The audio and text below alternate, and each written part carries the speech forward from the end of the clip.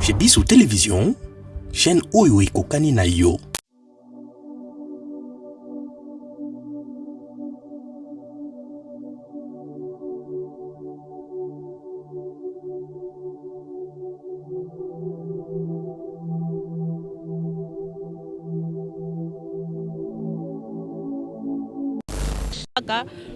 Après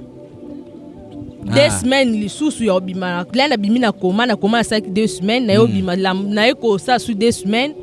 Nde na kota ki sous po batala sko ba place ni onazui ku. OK. Nde na eko kota ba yotala mâchoire eza ko bouger te mais eza ko bukana. Mâchoire e bukani. Na dona capable te ofungola munoko te. Oh. Oui.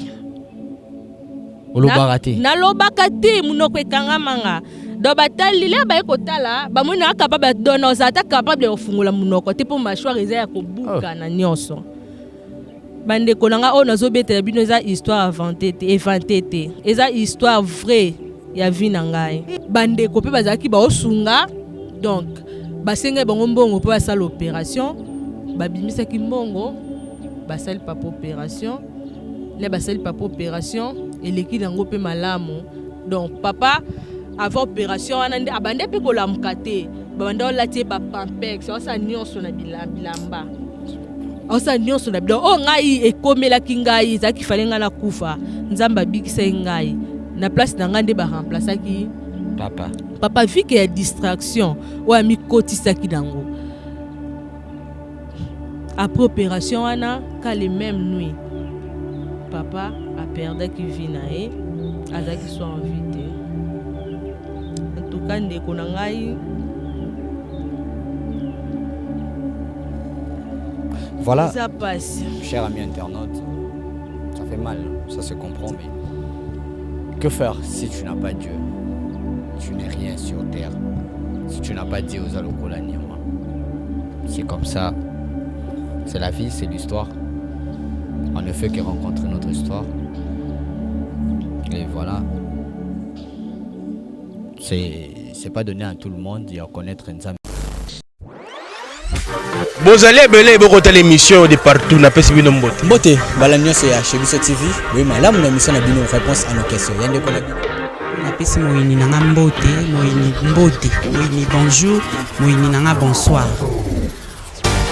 Mbote, la grande famille internet, bienvenue dans votre émission Réponse à nos questions, présentée par votre frère Brad Bumba, comme nous appelé le mathématico de la presse. Donc un réel plaisir de savoir que vous êtes tellement nombreux, alors nombreux de nous suivre partout au monde. Vous êtes en Grèce, vous êtes en Chypre, vous êtes en Chine, vous êtes en France, vous êtes en Londres. Là je vois maman Minata Nonga Labile, je vous salue,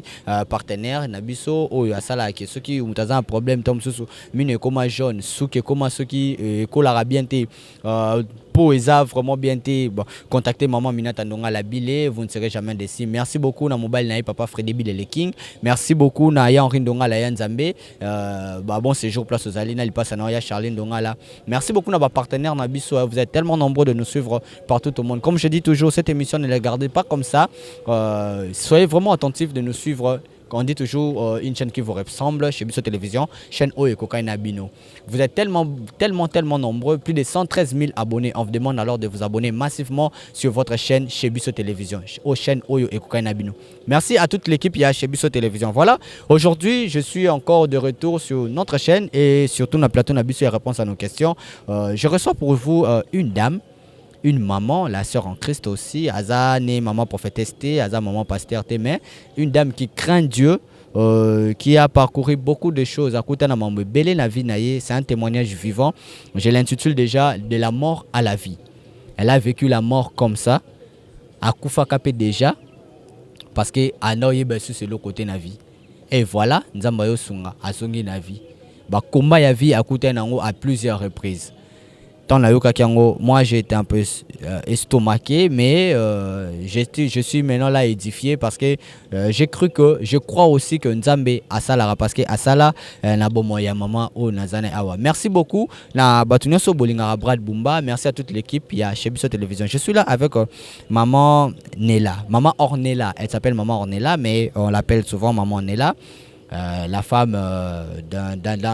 de son homme, comme ça, qu'on peut le dire. Une femme mariée aussi. Elle s'habille aussi très bien, bien habillée, maman. Bonjour, maman, on est là. Bonjour, papa Brad. Bonne santé. Santé, ça bien?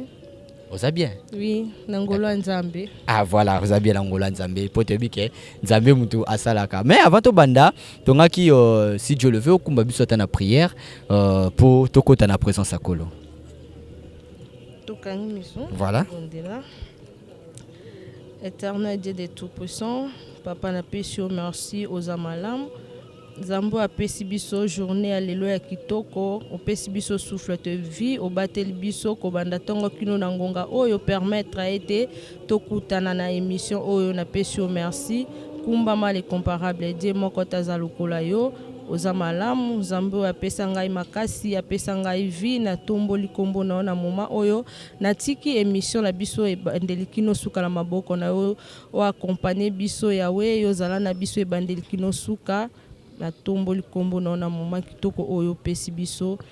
Merci Seigneur Jésus-Christ. Merci Seigneur Jésus-Christ. Amen. Amen. Voilà, maman on est là, bonne santé. Santé za bien kande na lobaki na ngula Nzambe. Vraiment bonne libota. Bien. Voilà, on vous reçoit aujourd'hui particulièrement sur votre témoignage, votre vie. Les gens ont une émission bilingue, l'ingala et tout, mais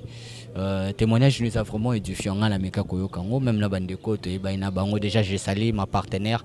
c'est la Boula, la femme du chef, comme on l'appelle toujours la Louve Noire. Merci à toi. On a meka moi kozoa tan yo kama masolo na yo. Alors, beti la biso un peu.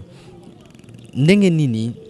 bakuni no kutana on a vie parcours non ezaki ndenge nini vous êtes comment la famille tito koma na histoire oyo obete la biso raconter la biso na mokie vie na yo. Bon biso toza famille toza vraiment famille munene toza nga naza mwa liboso naza na baleki na ngai 4 3 filles na garçon moko mwana biso asuka. Naza une fille na fanda na libota papa maman na baleki na ngai ndenge tozalaka.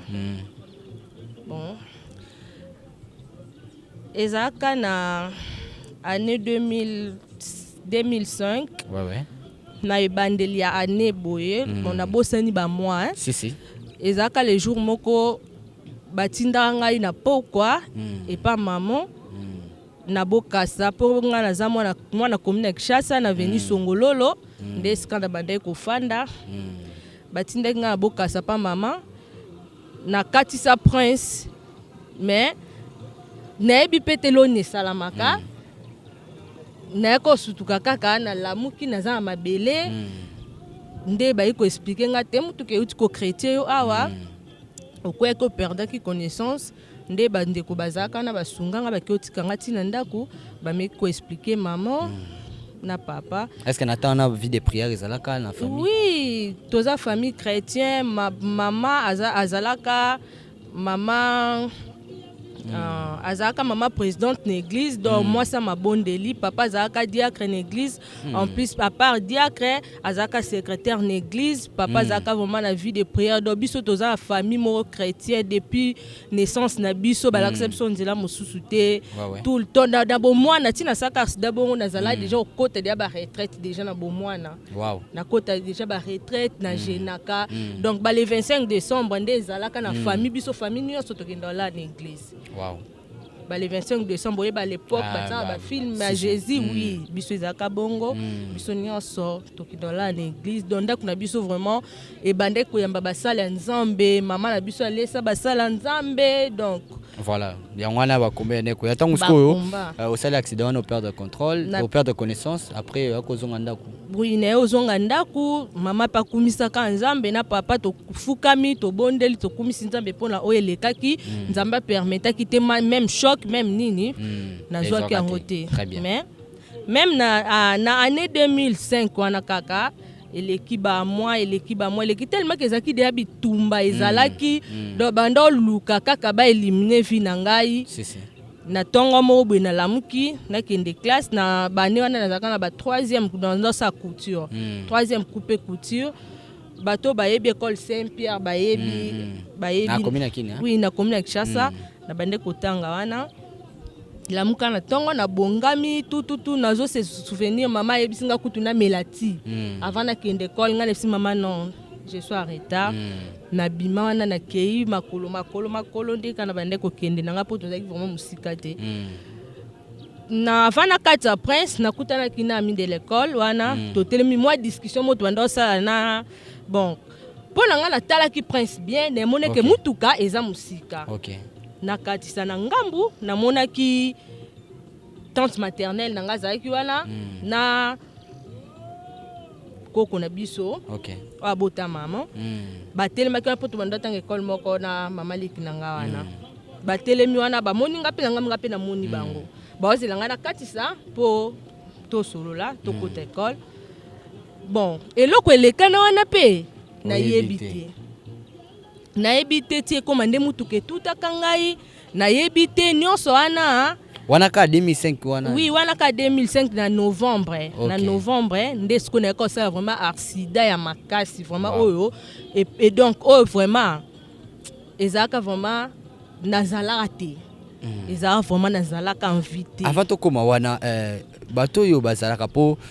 tozwa explication ebandeli côté wana bato bazalaka on est tante maternelle tango zongaka na mokili normal boy bayebisa ko ke bato takone ezaka mutuka nini we tutaka ezaka kombi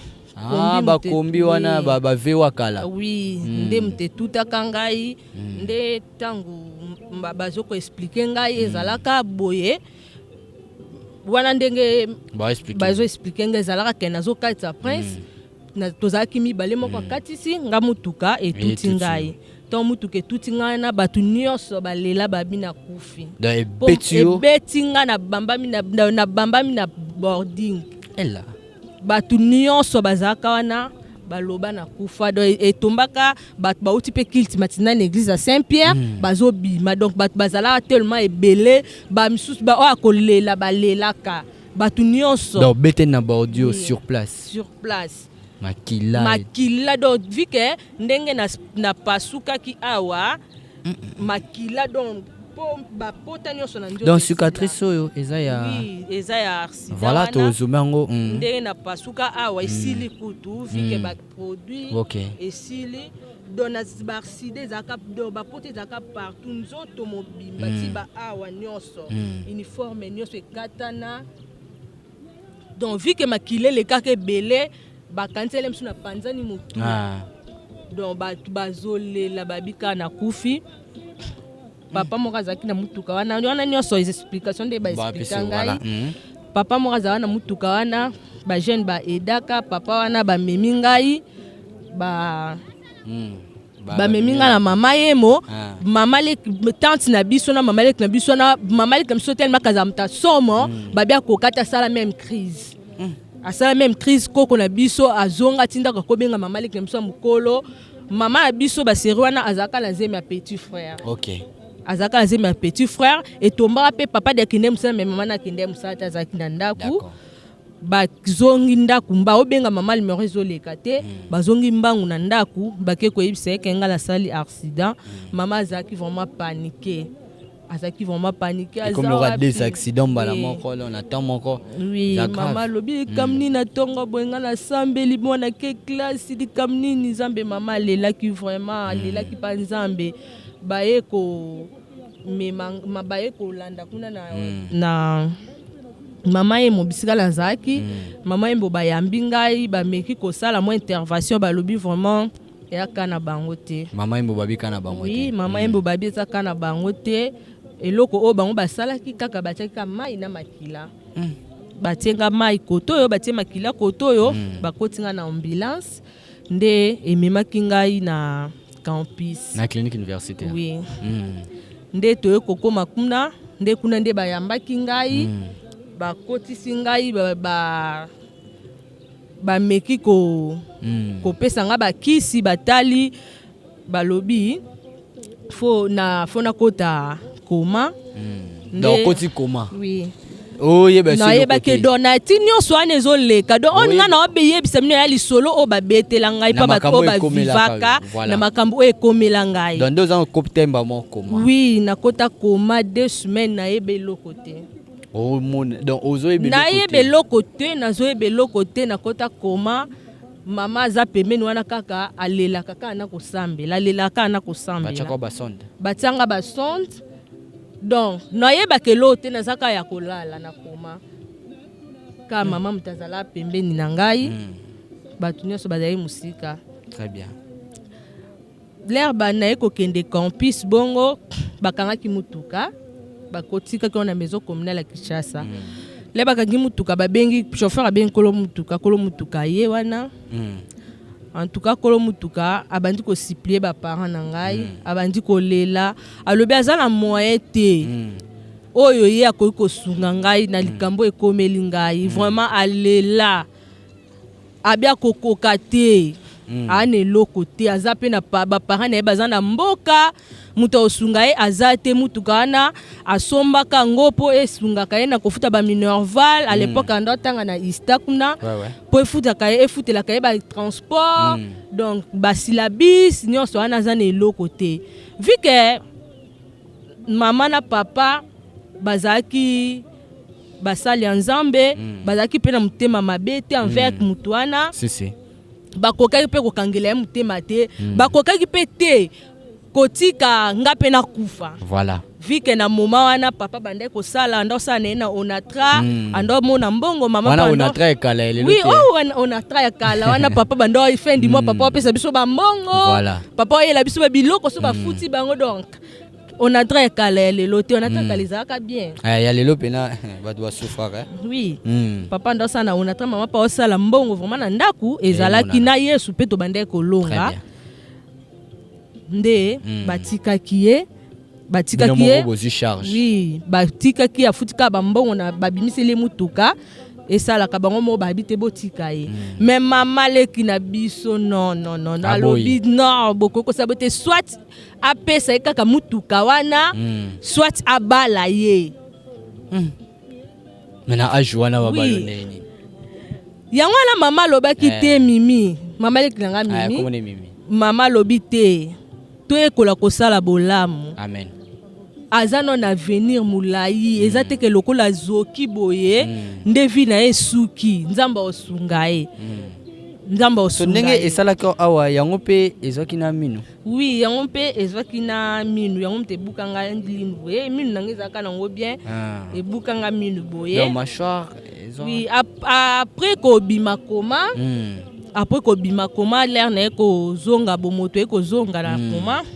na bimi na koma mais nazaki na ba sonde na lamuka ki na se retrouver na ba sonde na wande ko mona nde mama bazo selanga poto bazo tsa na seringue wora munene bakota na sonde batindiki eleki na dokolia na ngeza ika yango wana bongo mama opangusanga kaka na telema te mama opangusanga kaka après 2 semaines lisusu ya obima na bimi na koma asaki 2 semaines na yo bima na eko sa su 2 semaines nde na kota ki lisusu po batala siko ba place ni ona zui ku OK nde na eko kota ba yotala mâchoire eza ko bouger te mais eza ko bukana mâchoire ebukani na dona capable te ofungola munoko te oui nalobaka te munoko ekangamanga do batali le ba ekotala bamoni capable dona ozata capable ofungola munoko te po mâchoire eza ya kobuka na nyonso bandeko nanga o nazobetela bino eza histoire inventé te eza histoire vraie ya vie na ngai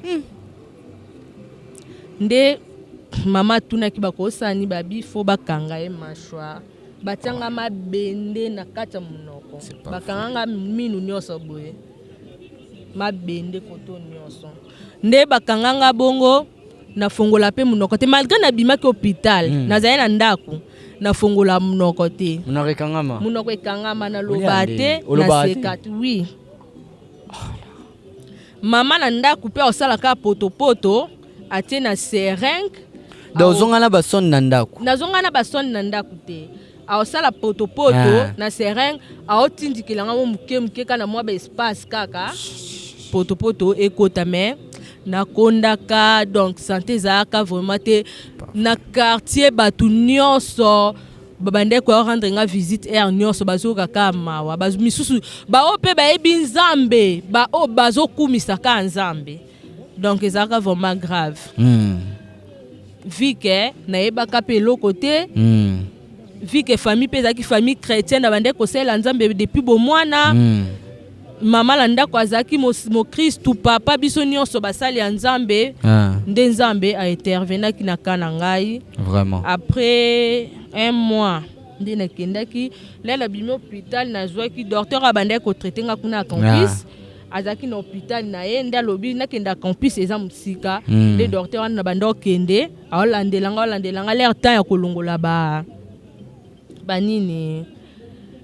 ekoki babiloko wana teki nga minu nde nakendaki toke na mama alongoli ntango alongolaki yango apesi ngai condition alobi donc okolia biloko ya makasi te miku okoki kobuka te sino te ekoya koluka mashware esa nini ebujaka pampamba ebandoluka bosala dépense trop donc bayebisi mama éviter biloko ya makasi kopesaka ye te aliaka babiloko moko eza léger mpona kogarde mashware na ye mpe tozongana na ndako do nazonga lokola bebe mama komi kosalela ngai nyonso do mama kende abima su te mpona ndako tozalaki mpe na mokolo te à part mama na papa baserwe na ngai azalaka na 16 ans nga mpe mwa liboso nazalaki na baleki bazalaki mike mama afandai na ndako mpona kozwa soin na ngai en tout cas na remerciaka nzambe mpona mama oyo apesa ngai yango nalingaka ye mingi soki mpe azalaki mama mabe mele mosusu naza mpe boye te mama azwa temps ya kosokipe na ngai na babesoin na ngai na tango nazalaki na pasi très bien na tango nazalaki na pasi mama atika ngai te toujours côté na ngai azo servi na babesoin na ngai nyonso mama na ngai na ba prière komema ngai na ba prière papa ti ekoleka wana vu que tant bitumbele ezalaki makasi to ebande koyeba pete bitumba ngo ezouta wapi toyeba te bitumba ezouta wapi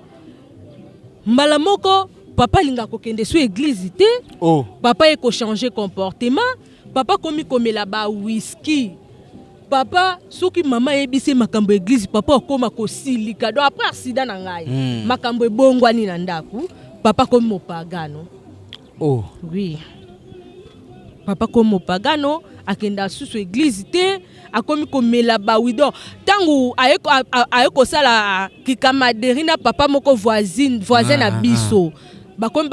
bakamaradi papa wana sala de AVC kala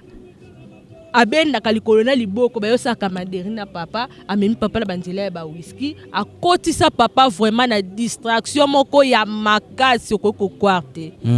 ekomi na ndaku koswa na makambo elingi ekomi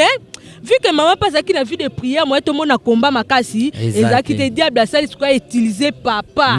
po lem support d'entrée moi funga malika moko ekoma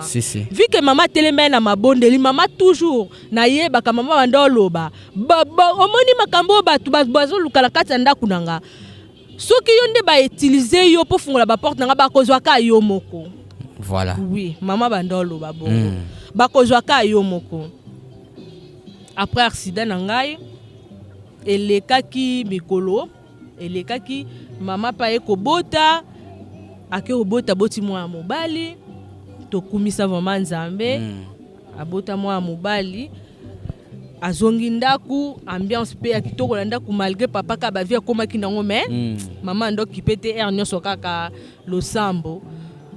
papa ekoleka bane boye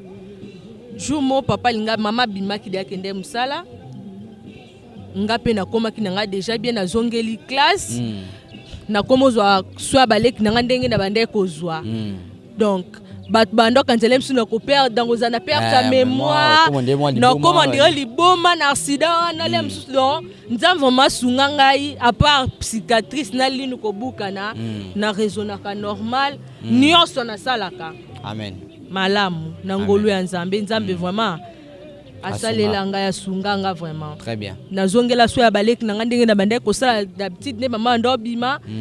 nazongela nyonso les jours mo boy papa linga bimana tongo petit frère azaka na 3 ans ba na batanwana nazo se souvenir sous ce petit frère kanga papa na makolo alobi papa ne pars pas papa linga akende akangi papa na makolo papa linga akende tozaki na porte ya liboso na porte ya sima biso ando sala mingi me porte ya liboso papa kima petit frère na porte ya sima abimi akei papa kei ake otala entraînement imana po ya banda kumisa imana na stade te na 24 kuna na salle Mongita na salle Mongita babandaki ko sala ba entraînement kuna à l'époque biso pe totika na ba petite sœur na petit frère ba petite sœur ba uti classe ba ye na s'occuper la bango comme d'habitude na bande ko salisa 4e de biso devoir na ndako to fa na salisa devoir na kaka porte wana to ko be ba 19h Coco, oui, entrez. C'est à mon voisine na biso ayewana. Oh maman zate, nga c'était maman zate. Oh nene bisa okaka ke. Papa bino asali accident, moto etuti. Ah, papa asali accident moto etuti wapi ona kabinda na Bokassa. Kaka Bokassa wana. Ah, ça va maman zate. C'est quoi ça? Pour me na dispensaire moko wana. Azana so mama ye oyebisa ye. Ah, tofandika na bandiko lela. Ngabi nzambe na ngai problème nini oyezo komela libota na ngai nzambe. Petite sœur 3e na biso yebisi ngai ya nela tika kolela. Toze ya mama ya. Mama ye na yebisi pe mama eloko te. Na teli mama ke douche sokoli na servi ye letaka mama linga bandaka kolia boye pona bande kozela alia taka mtauti musala bimaki depuis tongo jamais na ko loba na eka kamo boya passe kambala moko na tika ki sokoli na servi ye po alia mbala moko kokoko na porte oui entrer jeune garçon mukakoti oh ma ana nalne bisoka pa Roger asala accident ba tutie na moto mama gangi mama ko wapi na kabinda na Bokassa bazaki na pasami bote kota maji moto etutie na ndenga sima ndakoya kiboye akoyeba mimi na dispensaire mo wana azola mukate mais azoki na mutuka awa pota muke batsala ke soin batie bande mama ti apete sili mama mba moko ti kolia atelemi akemba moko hôpital wana akomi pe kuna afandi mama asambeli silisi wana papa pe azakaka ya kolala mama alobabi ke baozonga ndako te fo balala wana nde mama nde akendeka bonga lobi te nazonga nazwa ata badra na ya nango nde mama bimi tanga azuyaki ndaku lera azongi kuna na hôpital batuni mama ana ukendeki wapi mobile no atikali ko belela yo awa ukendeki wapi ndabina kende kozwa badra nde mama kotaki wana mama lamusi ye ala mukate balali kuna matongo nango mama ye koya na ndako ye ko informer ngabi na ko ke classe te tala kam to s'occuper na baleki na yo azate en tout cas fanda na baleki no bia pesinga ka mbongo tellement que na ndako nyonso ezaki nango apesinga ka moi quelque chose na maboko pona osomba mo biloko ezangi ba transférer bango ngaliema bayo kende ngaliema bakoti scanner nde baye komona azaki problème na cerveau asaki hémorragie interne kuna na clinique ngalema babi faut ba intervenir faut ba sala opération ya mutu po donc so ba sala opération ya mutu ala nde baloba na mama akoki kobika akoki pe kokufa mais soka biki azana perte ya mémoire ndenge ma opeka esalama na ngai moto mte tutaki papa bakangisaki yango pa bato bazalaki wana moto aleli ane loko te mais moto abandaki quand même koya aboti kilanga moto esalaka mpona zwa mwa quelque chose nasungaka me bandeko ya pe papa fika bande pe kosala nanu azwaki pe pension te na musala mbongo ne pe bandeko bima bandeko pe bazalaki baosunga donc basenge bango mbongo po basala opération babimisaki mbongo basali papa opération le basali papa opération eleki nango pe malamu donc papa avant opération wana abande pe kolamuka te babanda olati bapampex osa nyonso na bilamba osa nyonso na bilamba o ngai ekomelaki ngai ezalaki fale ngai na kufa nzambe abikisa ngai na place na ngai nde baremplaçaki papa vu que ya distraction oyo amikotisaki nango après opération wana ka les mêmes nuit papa aperdaki vie na ye azalaki so en vie te en tout cas ndeko na ngai. Voilà, Ça passe. cher ami internaute, ça fait mal, ça se comprend, mais que faire si tu n'as pas Dieu? Tu n'es rien sur terre. Si tu n'as pas Dieu aux Alokola Nyama, c'est comme ça. C'est la vie, c'est l'histoire. On ne fait que rencontrer notre histoire. Et voilà. C'est pas donné à tout le monde. Il y a connaître Nzambe. Il y a reprier. On a vu comment maman on est là, a pu souffrir. La vie n'attend rien à tout et voilà. Et à cause et papa vu qu'à perdre qui contrôle naïe ya bon Nzambe. Ya yeba force ya kolo Yesu. Tandis que ça tout diacre. Moi sinon kutazam ba bloka ba maman misala ndeto bengaka présidente. Tout ça est arrivé, papa avait perdu sa vie. Ndenga na yoki yango pe naza ko interpréter.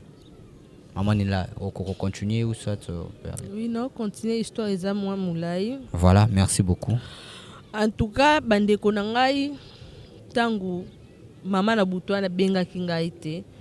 na tongo kola mukananga ka boye téléphone est sonné maman bengi ngai bisinga zwa maîtrise nde tolo baboye papa azali susute papa akufi. En tout cas bande konangai nazaki na maîtrise te na kriya ki na ganga ki makasi na ganga ki vraiment makasi batu bayoka ki batu baye batu liboso bayaki eza ba voisine na biso wana oyo papa na banga komaki camarade ya papa. Mwasi na ye aoya mbangu en tout cas na perdra ki contrôle na bengana ki bango. Très bien. Na bengana ki bango nyonso na bengana ki bango oui. Tanga zo ya mbangu na sima mwana na ya mwasi azolanda na bengani bango na bengi bango bandoki bobima la lupangu na biso bolie papa biso bakota ki sute esaki bango soni babima papa bango kuta kokaki même pas kwa côté mata na portail abata makina ndako donc esaki pasi na lela ki na saki nyonso basaki nyonso mais vu que ezalaki liwa Valentin Nzambe Nzambe na biso bana Nzambe tolobaka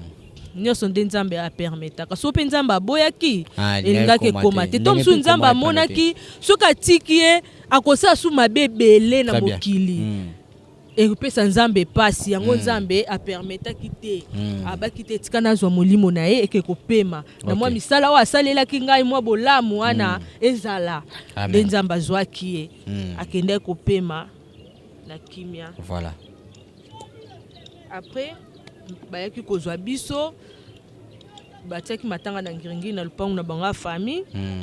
bayaki kozwa biso toke ngiringi nga na bapetite sœur biso nyonso toke ngiringi toko oui pour mes ati na ebisi maman en tout cas maman a autorisé kingai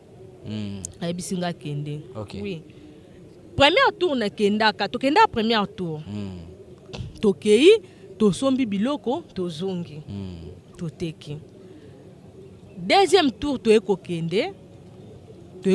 na mboka wana tokomaka na mboka wana là tokenda premier tour tozwaki dia mwa connaissance bisika tosombaki biloko bapesaki biso mwa ndaku bana mo bazalika na bayaki pe congé interne bandotanga école mo ezaki wana bapesi biso ndako bandeko na bango tokoma kofanda wana bana wana bazaki misatu ya mibali nanga na camarade nanga tozaki ndeti 5 tozofanda wana bapesi biso ka etoko kaka biso moto mema maputa na biso tolalaka wana le tokomi na mboka wana pour la deuxième fois ezwaki biso tambula ite naye kotombe malade lisusu na mboka kuna na mboka mopaya naye kotombe malade wana nayebelango mutuna makolo te dans le vide ka na okokola mkate liboko so tie boye kiti soko tie boye kiti do na la mkate ka maya misu ekitaka kaka maya misu kaka soko fonga misu maya misu copine nanga nazaki ne wana bandi kolela onila kosanga boye te soko sali boye na kozonga na koloba ni na famille na yo bandi kolela to ebaki pete eloko ne bande koleka wana ezaki na pasteur moko toyaka na enzela mona mutuka moko etombe ke azoleka copine nanga pa mataki rido mwa mpepe ekota na ndaku afandi wana esikanga zaki azolela pasteur wana ande koleka na vélo atelemi mbamoko ndike ka nzambe mutu atindaki ye aleka na nzela wana po abikisa vi na ngai akiti wana ma sœur bonjour bozaka awa bongo zolela nini akiti akoti andi ko expliquer ye pasteur wana kiti se doit kangi ndako azwaki vraiment temps ya mabondeli pasteur wana bandi ko sambela sambeli tango asilisi atuni copine nanga beske boza na place ko kende so bolongwe awa donc journée wana bilan bozela ba makala makambo tozela bakambu nyonso esa mapopi so to bima na biso alobi na copine nanga bokoki kolala awa te na butu ya lelo tala makambo ezoleka na mboka oyo nzamba alakisi nga pendant nazo sambela alakisi ngai mboka oyo basengaka sacrifice ya bapaya dans na moment oyo bazosenga sacrifice ya mwana ya muke na ya mukolo bao baye ko doka bapaya baye lokola bapaya la mboka oyo bana posa ya sacrifice yango moni ba attaquer ye soka zaki kutumakila makasi te masa kufi omemi ngambo donc na butu elelo doboko ko leksa butu elelo atefo bolongwa copine nanga pende to aka voyage de tour alibosa sala connaissance na garçon mo bazaki na ferme mo musika donc nzela place yango pe nzela mutuka ezate nzela moto pe ezate foto kende ka kuna makolo pasteur wana akena ye copine nanga simbanga ka zo benda nga ka bonga sala makasi to kende to longa ka mboka oyo sala makasi ka to ke to tika bilamba bito kende no bilamba to no yo zonga ta lobi abito benda na beto komulili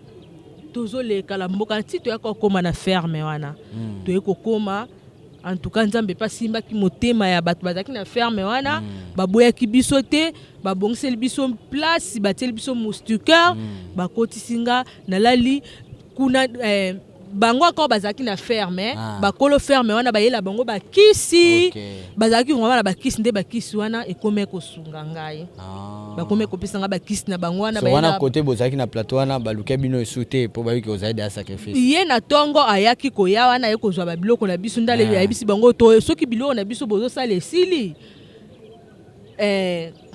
bo signale biso atandele mususu bato bakita boye botinde biso maloba to ya so mutuke koti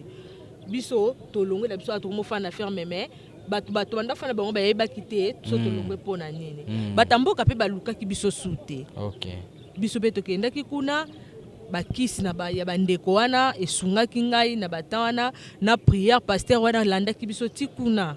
akome kolanda biso tikuna ba prière oselanga ba prière tina eki kozongela santé na ngai malamu mutuka pe koya to ekobima na biloko na biso to ekobima na donc ndenge na poto wumelaki vraiment famille awa bayebaki ke na kufa na zaka sute oui babengaka numéro eleka te nga na bengaka te kuna moya obenge zate réseau ezalaka te donc awa papa koma no mama koma kolela koma loba yango mwana kufa to nini bandeko komitungisama les jours auto bimaka na butu toye kokoma en tout cas mama sepelaka makasi nde mama lobaki otika kozonga susu te nde na ekobetela ba histoire nyonso na vivaki kuna nde mama bakozonga susu te nde pe nazongaka susu te vraiment nde pe nafandaki libela ti na continue ka vi nanga na Kisasa kaka nakomoluka ka na Kisasa ti nzambe pe kosunga ngai pe na ekolonga na komofanda pa koko na biso po ba petit terre de bakolaki na bango déjà bakolaki na mofa pa petit terre na biso na vi na ngai na tombola bitumba te na tombola ka nzambe o akila ngai amen mobali na ngai azosala nga pe na zemi to vivre vi na biso normal kitoko makasi nyonso azopesa les jours mobali na ngai alongwaka na musala les jours mwana na nga kufa na libumu. Comment ça? Mobali na nga longwe musala abengi ngai musala esili nga pe na sentir ba mwana libumu oninga na sute na lali na lamuki le komo sentir ba douleur na libumu papa azongi aobenga kendo hôpital nga na ebise na hôpital te nga na kanti nde ti passe ya kobota na fandi siko na ke na miroir na otala na mo libumu na nge kiti comment c'est possible libumu ekiti ngai boye nzambe na ngeza nini pa na lala 2 jours nga na kanti nde ti passe ya kobota nga na bota na 7 mois papa memanga na hôpital na makasi tanga meminga na hôpital na makasi wana tokoti échographie ba yo lobake mwana za ya kokufa en tout cas epesaka pasi ba intervenir kama ramnyoso eleka après 1 mois na ekozwa zemi ya mwana nga lumière to na zwi zemi bana na zwa zemi wana tina ngenda obota mwana tika koningana na libumu te wa komokanisa so 2e mois na komokanisa bongo na keko eblia na kuzeme komi 4 mois na koyebisa basala nzambe apa kutu wana tangu mwana kufaki na libumu docteur ayebisi ngai boye nga na vi na ngai nakoki kobota te oui ayebisi nga na vi na ngai nakoki kobota te na bazeme bana bando kufa nga ka bongo na libumu na problème ni soit so na zwize mifona kende basanga recyclage bakanga nga na hôpital ti mukolo na kobota là nazwaki zemi nebisi petite terre na nga en tout cas nzamba pambola petite terre na ngai Falon yemta a kotisa kisuko ndima makasi po espoir esila kingai na ndima ki maloba ya docteur mais là na ko fada na monite liloba suka ya vie ya moto eza ya maboko ya nzambe amen docteur aza docteur nzambe aza nzambe to compara docteur na nzambe te na nzambe te nzambe ndaza likona nyonso amen na zwizemi nalina kendo hôpital petite terre na nga bipola nini kopesa arsène na diable kanga mala nzambe en tout cas na tawana nde siko na telemaki lisusu na makasi na ba prière ti lelo mwana botama na bota mwana na nga neta normal na ke kobota boye bazotia boye mozoka mwana zoninga na nga bina kobota na soka mwana ninga mwana oninga la te na ye kobota lumière amen na boti lumière mwana mobali mwana kitoko vraiment pe esuki wana te na boti lisusu mwana mibale sans déchirure sans opération na boti memunganga alingaka limiter vie na ngai vraiment merci beaucoup on est arrivé vraiment à la fin. Alors un dernier message pour nous fortifier votre union sur balandi émission baza vraiment édifié oyebi ko fortifier bato belé na témoignage na oyebi ke ata munganga lobi obota esusuti nzambe mutapesa mabota ata balukela ki oliwa nzambe mutapesa ravi en tout cas oyede biso mingi pesa message à suka et puis numéro de téléphone pe oyebisa biso activité ni no comment osala lelo est-ce que sungaka est-ce que ya suka wana poto clôturer oui bande konangai eloko na ebisa bino ya suka ko désespérer te même aux na défaut même aux na cicatrice même aux ceux qui pendenge nini espoir notiaka epa nzambe nzambe aza capable ya ko changer vie na yo ko se limiter te même babi obota te ngai yo baloba na obota te mais na koma mama bana mibale amen donc elikela nzambe okobota. Amen. Comme activité naza mo activité nanga mo na sala ka mo muke na zwaka na sungaka ba orphelin po nzambe apesa ngai vie fo na sunga bato o ba o souffrir bato ba mona kapasi ndeti ba orphelin naza na orphelinat te mais na sungaka ba orphelin na chaque mois au salamo partenariat na salamo partenariat na orphelinat moko eza na Selemba okuna na kendaka chaque fin du mois donc chaque mois na muke oyo na zwaka na nga ko partager na bango na nga ko sunga bango po nzambe a bolingo na vie na ngai. Alors si il faut une personne à luka ko participer na ba aide au salaire bana ko aider ba orphelin et tout aux un numéro mo ya WhatsApp au mutakozwa à contacter ba prière pe bo participer na ba prière bo sa ba prière na bandeko muto za moi problème à luka prier. Oui avec la foi prière ezaka kondima na yo. Amen. Kondima na yo so donc so koza na kondima ebike na za na kondima nazo sala prière oyo na mutu na ser oyo na kondima na yo ndeko nga bikisa te nzambe nda bikisaka to sala prière soko za na kondima okobika numéro na nga ya téléphone ya ngo na sala kana WhatsApp eza 04 plus 243 82 091 50 58 bandela plus 243 82 091 50 58. Voilà numéro là ceux qui bobengi ba osomba la mort direct. Oui ba ozwanga mbala moko ndeko ba obaza pour ça to sunga ba orphelin. Bandela ce numéro pona ya suka plus 243 82 091 50 58. Très bien, voilà. Numéro nanga yango wana ba obaza pour ça to sunga ba orphelin to sunga ba veuve. Elongo la kosalisa nzambe akopambola yo nzambe akosunga yo nzambe akosalela yo ya minene lokola wa asalela ngai. Voilà, et le mot la rosalisa nzambe ya kosunga yo nzambe ya ko aider. On est arrivé vraiment à la fin de notre entretien, de notre émission avec la maman Ornella, la sœur Ornella. Merci beaucoup de participer, d'accepter notre invitation. Je pense que c'est pas la dernière, c'est la première mais c'est pas la dernière. Merci à toute l'équipe de chez Bisso Télévision. Merci na Binonio Soro Bolinga Rabiso, déjà plus de 113 000 abonnés. On vous demande alors de vous abonner massivement sur votre chaîne. Ne gardez pas cette émission pour vous, partagez, alors partagez massivement. N'a pas je peux besoin de émission surtout à Brad Bumba besoin de page bochango wana pour que nous tous nous soyons édifiés na o nzambe azosala. Ça n'est vraiment fini pour aujourd'hui. On se retrouve prochainement pour un nouveau numéro. D'ici là, portez-vous bien. Bye bye. Vous allez belé beaucoup l'émission de partout na pesi bino mbote. Mbote bala nyonso ya chez Bisso TV. Oui malamu na émission na bino réponse à nos questions. Yande ko na bino. Napesi moyini nanga mbote, moyini bonjour, moyini nanga bonsoir.